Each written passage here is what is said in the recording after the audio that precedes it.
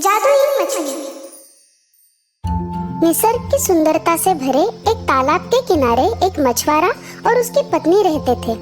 वो मछुआरा बड़ा मेहनती और ईमानदार इंसान था। वो अपने पत्नी से बहुत प्यार करता था। मछुआरा रोज तालाब में जाकर मछली पकड़कर अपना गुजारा कर रहा था, पर उसकी पत्नी खुश नहीं थी। और कब तक मुझे इस गंदी कुटिया में रहना पड़ेगा? मेरा दम घुटता है यहाँ। प्रिय, तुम्हें खुश करने के लिए मैं क्या करूं? अब तुम ही बताओ। अच्छा, तो मुझे इस बदबूदार कुटिया से बाहर निकालो। कितनी बदबू आती है यहाँ। कितना भी साफ करने के बावजूद ये बदबू जाती ही नहीं। एक दिन ऐसे ही मछली पकड़ने के लिए मछुआरा तालाब में गया था। उस दिन मौसम बड़ा सुहाना था, पर सुबह से उसे एक भी मछली नहीं मिली। शायद आज मुझे भूखा ही सोना पड़ेगा। तभी अचानक उसके मछली पकड़ने वाली छड़ी को मछली का एहसास हुआ। वो रस्सी को जोर से खींचने लगा। तब उसे एक नन्ही सी खूबसूरत मछली उस कांटे में अटकी नजर आती है। मछुआरा हैरान रह जाता है। वो मछली काफी खूबसूरत और चमकीली होती है। क्या बात है, कितनी खूबसूरत मछली है। क्या सोच रहे हो दोस्त? मैं इतनी भारी कैसे हूँ, यही ना? हाँ, ये क्या, तुमने भी बात की? हाँ, क्योंकि मैं एक आम मछली नहीं हूँ। इस वजह से मैं इतनी भारी और चमकीली हूँ, और मुझे तुम्हारे बारे में सब कुछ पता है। मछुआरा हैरान होकर उसकी तरफ देखता रहता है। मैं एक जादुई राजकुमारी हूँ। मुझे जाने दो, मुझे मत मारो। मुझ में खाने जैसा कुछ नहीं है। मुझे जाने दो। तुम जा सकती हो, मैं तुम्हें कुछ नहीं करूंगा। धन्यवाद, तुम कितने अच्छे हो। मछुआरा अपनी खाली टोकरी लेकर घर की ओर दौड़ने लगा। उसे इस अद्भुत मछली के बारे में अपनी पत्नी को बताने की बड़ी उत्सुकता थी। ये क्या, आज तुम ऐसे ही खाली हाथ आ गए? फिर हम आज खाएंगे क्या? नहीं, मैंने आज एक बहुत ही अद्भुत मछली पकड़ी थी। बोलने वाली मछली, एकदम इंसानों जैसे बोलने वाली मछली। क्या? बोलने वाली मछली? हाँ, उसने मुझे बताया कि वो एक जादुई राजकुमारी है। क्या? और तुमने उसे ऐसे ही जाने दिया? मतलब? तुम्हें पता है ना, हम कितने गरीब हैं। हमारे पास एक बदबूदार कुटिया है। तुम उसकी जान के बदले जो चाहे मांग सकते थे। कम से कम तुम उससे एक बड़ा सा घर तो मांग लेते। प्रिय, हमें जो है उसमें खुश रहना चाहिए। मुझे कुछ नहीं सुनना। तुम अभी जाओ, नहीं तो मैं तुमसे बात नहीं करूंगी। अब मछुआरे के पास समुंदर की ओर जाने के अलावा कोई चारा नहीं था। वो फिर उसी जगह पर आता है, पर अब उस जगह का माहौल थोड़ा अलग है। पानी अब थोड़ा हरा हो चुका है। जादुई मछली, क्या तुम मुझे सुन रही हो? मुझे तुम्हारी मदद चाहिए। हाँ? मेरी छोटी सी कुटिया में मेरी पत्नी खुश नहीं है। वो बंगले में रहना चाहती है। क्या तुम घर वापस जाओ। उसे वो मिल चुका है। मछुआरा हैरान होता है और अपने घर की ओर भागता है। उसकी कुटिया एक शानदार बंगला बन चुकी थी। प्रिय, क्या अब तुम खुश हो? हम यहाँ हमेशा के लिए रह सकते हैं। क्या? हमेशा के लिए? कुछ दिन बीत जाते हैं। अब मछुआरे की पत्नी को ये बंगला भी छोटा लगने लगता है। गुड मॉर्निंग पति महाशय। मैं अब जो बोल रही हूँ वो ध्यान से सुनो। ये घर हमारे लिए छोटा पड़ रहा है। मुझे अब एक महल चाहिए और मुझे वहां की रानी बनना है। तुम अभी के अभी उस जादुई मछली के पास जाओ और ये मांग बताओ। क्या? अब तुम्हें रानी क्यों बनना है? हमारा ये घर काफी बड़ा है। इसका फैसला मुझे करने दो। तुम अभी जाओ और मांग पूरी करके ही वापस आना। पति को समझ नहीं आता कि अब क्या करे। वो समंदर की ओर चल पड़ता है। समुंदर किनारे आज हवाएं तेज और पानी का रंग थोड़ा लाल हो चुका था। उसे अजीब सा लगने लगता है। जादू की मछली, क्या तुम मुझे सुन सकती हो? मेरी पत्नी अब भी खुश नहीं है। उसे क्या चाहिए? वो एक महल चाहती है और उसे रानी बनना है। ठीक है, वापस जाओ, उसे वो मिल चुका है। मछुआरा वहाँ से निकलता है और अपने घर पहुँचता है। पहुँचते ही वो देखता है कि उस बंगले की जगह अब बड़ा महल बन चुका था। महल के दरवाजे काफी बड़े थे और सब जगह नौकर इधर उधर अपने काम में लगे थे। वो अंदर जाकर देखता है तो एक बड़े सिंहासन पर उसकी पत्नी बैठी नजर आती है। उसके सिर पर एक रानी जैसा ताज भी था। तुम अब एक रानी हो, बढ़िया है। हाँ, मैं एक रानी हूँ। क्या अब तुम खुश हो? नहीं, मेरे लिए रानी बनना काफी नहीं है। मुझे एक सम्राज्ञी बनना है। क्या? मैं जानता नहीं तुम ऐसा क्यों कर रही हो, लेकिन ये असंभव है। वो मछली तुम्हें सम्राज्ञी नहीं बना सकती। तुम्हें उस मछली के बारे में कुछ पता नहीं है। तुम अभी उस मछली के पास जाओ और मुझे सम्राज्ञी बनाओ। बेचारे मछुआरे की अपनी पत्नी के सामने एक नहीं चली। वो फिर से समुंदर की ओर चल पड़ता है। समुंदर का रंग अब भूरा हो चुका है। मछुआरा उसका अर्थ लगाने की कोशिश करता है। जादू की मछली, क्या तुम मुझे सुन सकती हो? मेरी पत्नी अब भी खुश नहीं है। अब उसे क्या चाहिए? अब वो सम्राज्ञी बनना चाहती है। वापस जाओ, वो अब बन चुकी है। जैसे ही वो महल की ओर पहुंचा, उसने देखा कि घर के सभी दरवाजे बड़े और सोने के हो चुके थे। अंदर उसकी पत्नी एक सोने के सिंहासन पर बैठी थी। उसके हाथ में एक बड़ा सा राजदंड था। उसके बाजू में 2 दासियां उसकी सेवा में लगी हुई थी। प्रिय, तुम सच में अब सम्राज्ञी हो? मुझे तो विश्वास ही नहीं हो रहा। हाँ, तो मैंने तुम्हें बताया ना, वो मछली सब कुछ कर सकती है। हाँ बिल्कुल, तुमने कहा था। पर क्या अब तुम खुश हो? मुझे नहीं पता। मछुआरा मन ही मन डर रहा था कि पत्नी और किसी चीज की मांग न कर बैठे, और उसकी पत्नी लगातार ये सोच रही थी कि किस बात से उसे और खुशी मिलेगी। इस दौरान कई दिन निकल जाते हैं, पर हर रात उसकी पत्नी चांद और तारों की तरफ देखते सोचती रहती। एक रात वो सोचते सोचते थक जाती है और उसे नींद आने लगती है। क्या? सुबह भी हो गई? ये कैसे हो गया? सूरज को पता होना चाहिए कि मैं कई दिनों से सोई नहीं हूँ। उसकी हिम्मत कैसे हुई? पत्नी गुस्से से मछुआरे को नींद से उठाती है। उठो, उठ जाओ, जल्दी उठो। मैं सूरज और चांद को नियंत्रित करना चाहती हूँ। मैं सर्वशक्तिमान बनना चाहती हूँ। क्या? ये कैसे संभव है? कृपया तुम ये बंद करो। मैं फिर से वहां जाकर अपनी जान जोखिम में नहीं डाल सकता। ऐसे कुछ नहीं होगा। मैं हम दोनों के जीवन की मालकिन बनूंगी। तुम अभी मछली के पास जाओ और मुझे सर्वशक्तिमान बनाओ। क्या? तुम्हें अंदाजा भी है कि तुम क्या मांग रही हो? मुझे कुछ नहीं सुनना। तुम अभी जाओ, नहीं तो मैं तुमसे बात नहीं करूंगी। मछुआरा अपनी पत्नी से बहुत प्यार करता था, इसलिए वो उसे खुश देखना चाहता था। पर उसे पता था कि जो हो रहा है वो गलत है। मछुआरा समुंदर की ओर निकलता है। समुंदर पर अब तूफान आ चुका था और पानी का रंग भी काला हो चुका था। हाँ? ये सब क्या है? जादू की मछली, क्या तुम मुझे सुन सकती हो?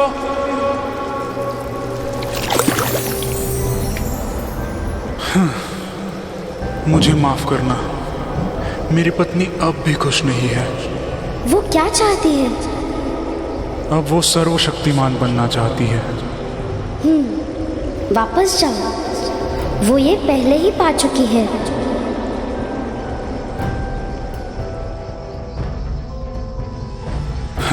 न जाने अब मेरी पत्नी ने क्या किया होगा। जैसे ही वो महल के अंदर पहुंचता है, उसे कोई नजर नहीं आता। पूरा महल खाली रहता है। ये क्या? प्रिय, तुम कहाँ हो? प्रिय, कहाँ चली गई है? सब जगह ढूंढने के बाद वो भागकर समुंदर की ओर जाता है। वो देखता है कि पानी अब शांत और पहले जैसा नीला हो चुका है। वो फिर एक बार जादू की मछली को आवाज लगाता है। जादू की मछली, क्या तुम मुझे सुन सकती हो? क्या तुम बता सकती हो कि मेरी पत्नी के साथ क्या हुआ है? मैंने उसे सर्वशक्तिमान बनाया है। अब वो अदृश्य है और सर्वशक्तिमान को कोई नहीं देख सकता। नहीं, ऐसे मत करो। मुझे मेरी पत्नी वापस लौटा दो। माफ करना दोस्त, मैं वरदान पलट नहीं सकती। तुम ऐसा नहीं कर सकती। तुमने मेरे पत्नी की सारी मांगे पूरी की, पर मैंने तुम्हारी जान बचाई है। कृपया मुझे मेरा वरदान दो। तुम सही हो, बोलो तुम क्या चाहते हो? मैं चाहता हूँ कि मेरी पत्नी मेरे साथ हमेशा खुश रहे। ठीक है, वापस जाओ मित्र। अब उसके पास वो सब कुछ है जिससे तुम दोनों खुश रहोगे। मछुआरा घर वापस आते ही हैरान हो जाता है। उसे अपनी पहले वाली कुटिया दिखाई देती है। दरवाजे पर उसकी पत्नी हंसते हंसते उसका इंतजार कर रही थी। पति को देखते ही वो उसकी ओर जाती है और उसे गले लगाती है। मुझे माफ कर दो, मैंने तुम्हें मेरी खुशी के लिए बहुत तकलीफ दी, मगर अब मैं ये जान चुकी हूँ, सिर्फ धन और दौलत हमें कभी खुशी नहीं दे सकते। खुशी तो हमारे मानने पर ही निर्भर है। मैं तुम्हारे साथ खुश हूँ। उस दिन के बाद मछुआरे की पत्नी ने उससे किसी बात की मांग नहीं की। मछुआरे को अब अपनी कुटिया में किसी बात की कमी नहीं थी। वो अपनी छोटी सी कुटिया में ही प्यार से रहने लगे। तो दोस्तों, इस कहानी से हमें ये सीख मिलती है कि हमारी मेहनत और ईमानदारी से हमें जो कुछ मिलता है उसमें हमें खुश रहना चाहिए। लालच से केवल पछतावा होता है।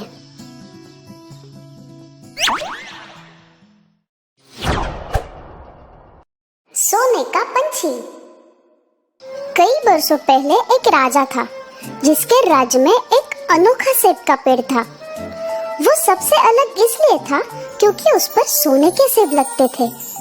राजा का एक वफादार माली हर रोज उन सेबों को गिनता था और राजा को बताता था। लेकिन एक दिन अचानक एक सेब चोरी हो गया। माली से ये वार्ता सुनकर राजा क्रोधित हुआ। चोर को हम जरूर सजा देंगे। उस रात माली ने अपने बड़े बेटे को सेब की रखवाली करने के लिए रखा, लेकिन बीच रात में ही वो सो गया। दूसरे दिन सुबह फिर से एक सेब कम था। आज मैं अपने दूसरे बेटे को सुरक्षा के लिए रखूंगा। ठीक है। रात हो गई और माली का दूसरा लड़का भी सो गया। दूसरे दिन फिर से एक सेब कम था। अब माली के तीसरे और सबसे छोटे बेटे ने पहरेदारी की जिम्मेदारी ली। रात हो गई। माली का तीसरा बेटा अपने काम में लग गया। आओ सेब चोरो, अब आके दिखाओ। थोड़ी देर बाद जैसे ही गहरी रात हो गई, तभी अचानक कुछ पत्तों की आवाज आने लगी। उसने देखा कि एक सोने का पंछी सेब तोड़ने लगा। माली के बेटे ने बिना वक्त गवाए तुरंत निशाना लगाया और तीर चलाया, लेकिन उससे पंछी को कुछ नुकसान नहीं हुआ। सिर्फ एक सोने का पर उसकी पूंछ से गिरा और पंछी उड़ गया। सोने का पर सुबह राजा के सामने पेश किया गया और सभी मंत्रियों को राज दरबार में बुलाया गया। सबने देखा कि ये पर तो राजा की सभी संपत्ति से काफी कीमती था। इस एक पंख से मेरा क्या होगा? मुझे तो पूरा पंछी चाहिए। मेरे दरबार में ऐसा बहादुर कौन है जो मेरे सामने पंछी को पेश करे? माली का बड़ा बेटा आगे आया और उसने इसकी जिम्मेदारी उठाई। शाबाश। माली का बड़ा बेटा जंगल की ओर उस सोने के पंछी की तलाश में चल पड़ा। वो जंगल के रास्ते गुजर रहा था, तभी बीच में उसने एक लोमड़ी को देखा। उसे देखकर लड़के ने अपने तीर से उस पर निशाना लगाया। कृपा करके मुझे मत मारो, मैं तुम्हारे काम आ सकती हूँ। तुम उस सोने के पंछी की तलाश में निकले हो ना? हाँ। मेरी बात ध्यान से सुनो।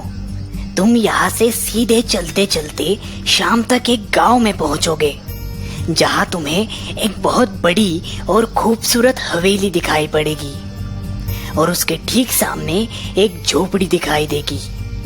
तुम रात को ठहरने के लिए उस झोपड़ी को चुनना। माली का बेटा थोड़ी सोच में पड़ा। उसे लगा ये लोमड़ी की कोई चाल होगी, इसलिए उसने लोमड़ी पर तीर चलाया, लेकिन वो चूक गया और लोमड़ी वहां से भाग निकली। माली का बेटा अपने रास्ते चल पड़ा। आगे जाकर उसे महल और झोपड़ी दिखाई दी जो बिल्कुल लोमड़ी ने बताई वैसी ही थी। उसने देखा कि महल की तरफ लोग गा रहे थे, झूम रहे थे, बढ़िया खाना खा रहे थे। वहीं दूसरी तरफ गरीबी और उदासीनता नजर आ रही थी। ये देखकर उसने सोचा, अगर मैं इस झोपड़ी वाले घर की तरफ गया तो ये मेरी बहुत बड़ी बेवकूफ़ी होगी। इसीलिए वो महल की तरफ गया, जहाँ उसने खाया पिया और आराम किया। वो उस पंछी और अपने राज्य को भूल गया था। इसी बीच बहुत समय बीत गया, लेकिन बड़ा बेटा वापस नहीं आया। इसीलिए दूसरा बेटा कार्य के लिए चल पड़ा। उसका भी यही अंजाम हुआ। उसे लोमड़ी मिली। लोमड़ी ने उसे भी वही सलाह दी, लेकिन वो जब गांव में पहुंचा तब उसे उसके भाई ने महल की तरफ बुलाया और वो भी अपने भाई की तरह पंछी और राज्य को भूल गया। समय बीतता गया। अब सबसे छोटा बेटा भी सोने की पंछी की तलाश में चल पड़ा। मुझे जाने दो पिताजी। लेकिन माली अपने दो बेटों की तरह अब इस बेटे को भी नहीं खोना चाहता था। पिताजी, मैं वापस लौटूंगा, मेरा यकीन कीजिए, मुझे जाने दीजिए। ठीक है, लेकिन अपना ख्याल रखना। माली का छोटा बेटा जंगल की ओर चल पड़ा। रास्ते में उसे वही लोमड़ी मिली जो उसके भाइयों को मिली थी। उस लोमड़ी ने उसे भी वही सलाह दी। अगर तुम अपने मंजिल तक पहुंचना चाहते हो तो झोपड़ी में जाओ। अपनी सलाह के लिए शुक्रिया दोस्त। मेरी पूंछ पर बैठो, तुम जल्दी पहुंच जाओगे। जल्द ही वो गांव पहुंचे। छोटे बेटे ने उस झोपड़ी में ही रात बिताई। जब सुबह हुई तब लोमड़ी वापस आई। अब उसने और एक सलाह दी। अब सीधे आगे बढ़ना, तुम्हें एक किला दिखाई देगा जहाँ बहुत सारे सैनिक गहरी नींद में सोए रहेंगे। उनकी तरफ ध्यान बिल्कुल मत देना। किले के अंदर जाना, वहाँ तुम्हें एक कमरा दिखाई देगा जहाँ सोने का पंछी एक लकड़ी के पिंजरे में बंद होगा।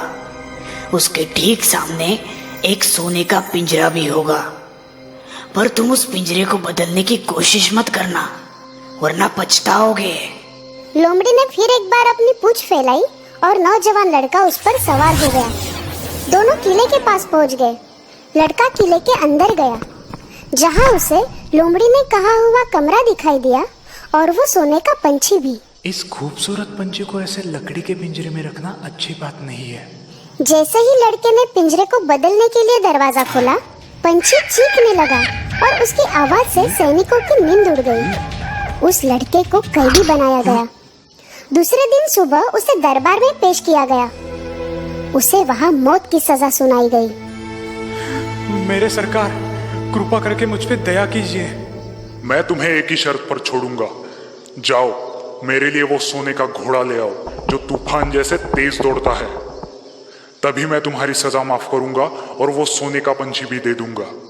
उसने फिर से अपना सफर शुरू किया।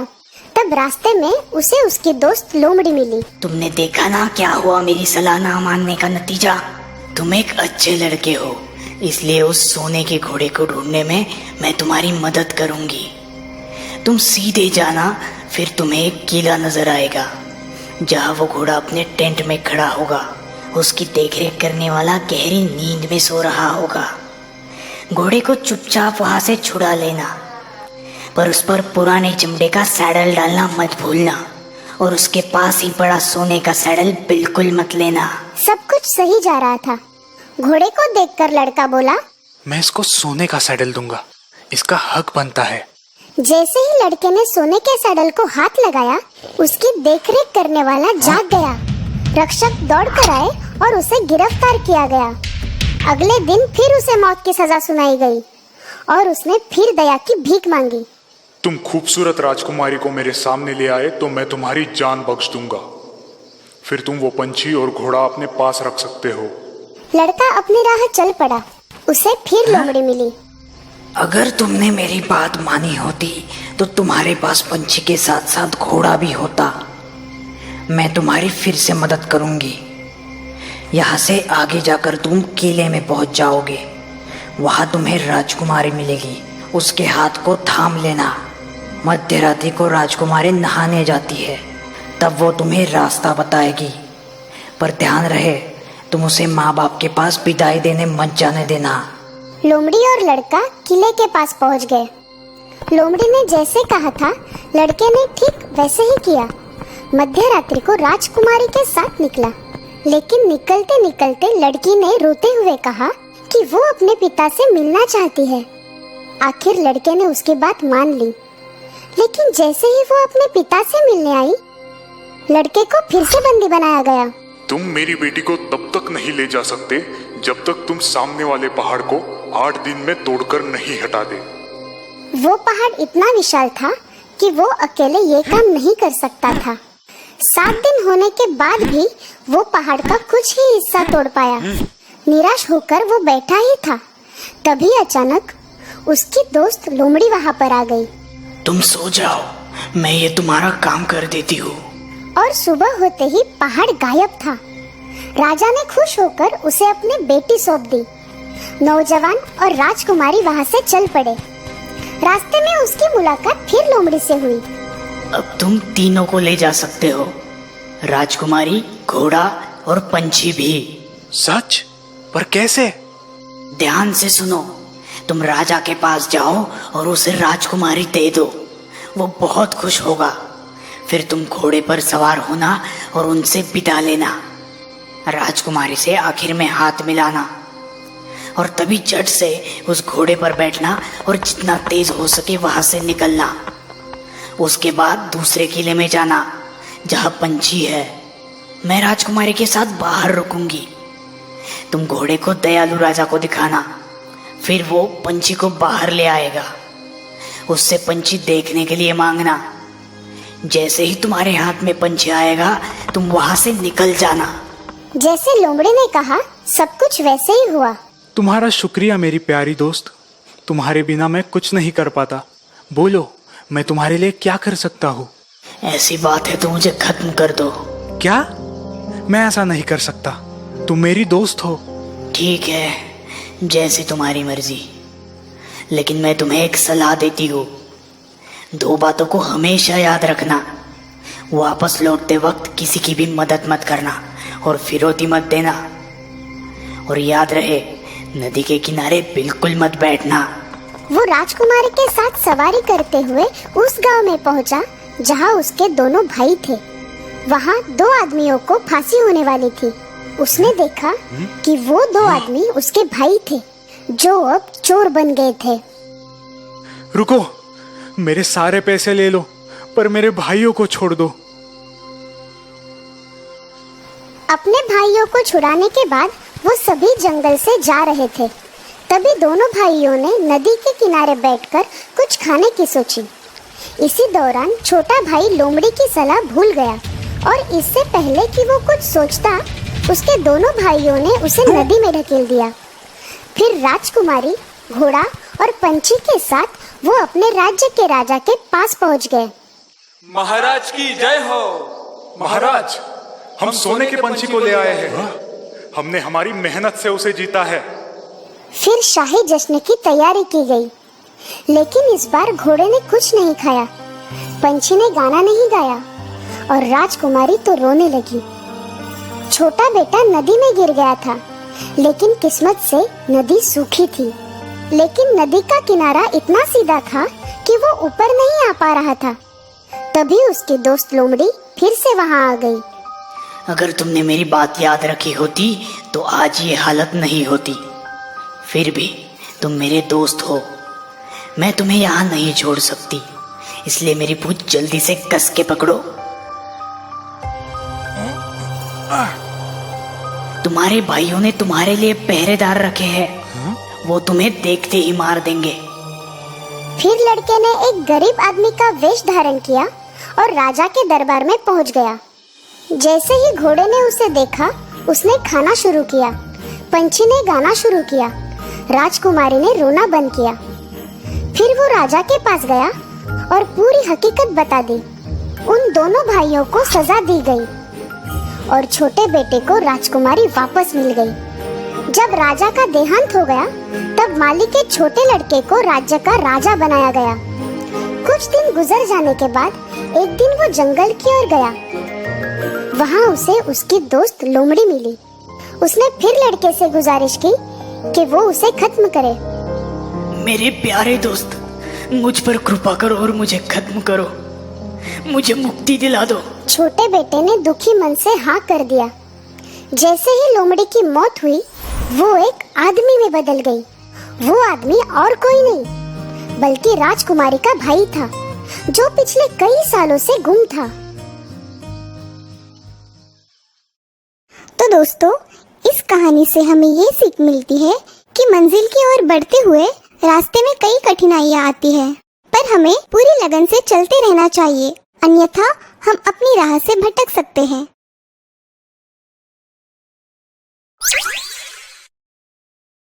दोस्तों, आपको हमारी स्टोरी कैसी लगी?